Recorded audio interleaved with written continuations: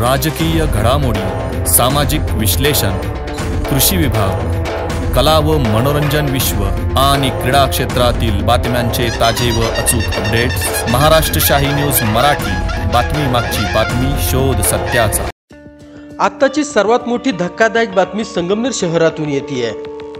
संगमनेर शहरातील परदेशपुरा परिसरात एका 17 वर्षीय मुलाने दारू पिण्यासाठी पैसे न दिल्याच्या रागातून जिल्हा शिक्षण व प्रशिक्षण केंद्रातील तंत्रज्ञ सुहास रामचंद्र वाघमारे वय 53 वर्ष यांच्या डोक्यात दगड घालून त्यांना गंभीर जखमी केलाय।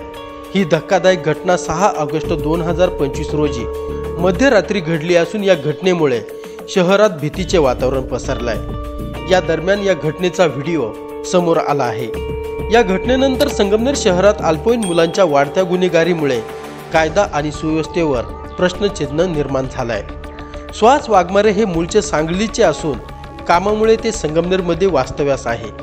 घटनेच्या रात्री ते परदेशपुरा येथील देशी दारूच्या दुकानासमोरून जात असताना एका 17 वर्षीय मुलाने त्यांच्याकडे दारू पिण्यासाठी पैशाची मागणी केली आहे। वाघमारे यांनी पैसे देण्यास नकार दिल्याने दोघांमध्ये बाचाबाची झाली आहे। हा तरुण नशेत असल्याने त्याला राग अनावरण झाला आणि त्याने वाघमारे यांना मारहाण करण्यास सुरुवात केली। रात्रीची वेळ असल्याने तिथे कोणीही मदतीला नव्हते। याच संधीचा फायदा घेत तरुणाने वाघमारे यांच्या डोक्यात अनेकदा दगड मारले, ज्याच्यामुळे ते रक्तबंबाळ होऊन बेशुद्ध अवस्थेत जमिनीवर कोसळले।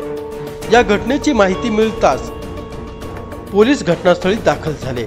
त्यांनी तातडीने वाघमारे यांना उपचारासाठी खाजगी रुग्णालयात दाखल केलाय। सीसीटीव्ही फुटेज तपासले असता पोलिसांना मारहाण करणाऱ्या तरुणाची ओळख पटली आहे। तो अल्पवयीन जरी असला त्याच्यावर यापूर्वी गुन्हे दाखल असल्याची माहिती समोर येते आहे।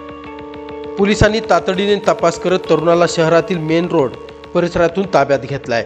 पोलीस कॉन्स्टेबल अजित कुर्डे यांनी दिलेल्या फिर्यादीनुसार या 17 वर्षीय तरुणावर गुन्हा दाखल करण्यात आला असून संगमनेर पोलीस पुढील तपास करत आहे। ब्युरो रिपोर्ट, महाराष्ट्र शाही न्यूज मराठी, संगमनेर। महाराष्ट्र शाही न्यूज मराठी, बातमी मागची बातमी, शोध सत्याचा।